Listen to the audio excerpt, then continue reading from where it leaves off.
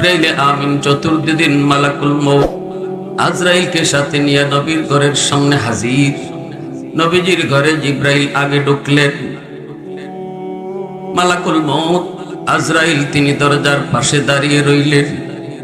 জিব্রাইল যায় সালাম দেয়া কই, নবী গো, দরজার পাশে এমন একজন ফেরেশতা দাঁড়ায় আছে গো নবী, যেই ফেরেশতা কারো ঘরে ঢুকতে অনুমতি নেয় না, কিন্তু আজ আল্লাহ আমাকে পাঠাইছেন, যদি আপনি অনুমতি দেন তাহলে তারে ঢুকতে বলবো, আর যদি অনুমতি না দেন ওখান থেকেই ফিরত চলে যাবে।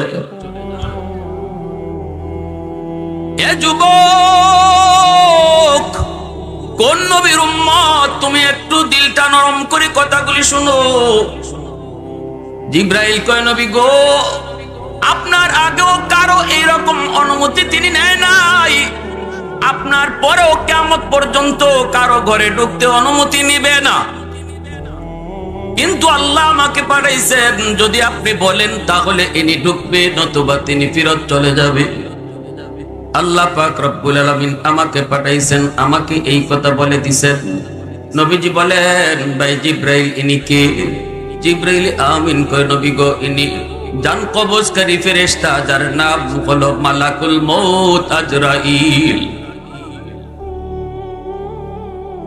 নবীজি বলেন, ভাই জিব্রাইল, আজরাইলকে ঢুকতে দাও।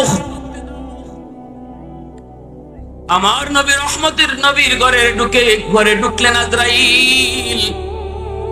আজরাইল ঢুকে নবীকে সালাম দিয়ে বলতেছেন, ইয়া রাসূলুল্লাহ, ওগো নবীজি, আল্লাহ পাক আমাকে আদেশ দিয়েছেন, যদি আপনি অনুমতি চান তাহলে আপনার জান কবজ করব।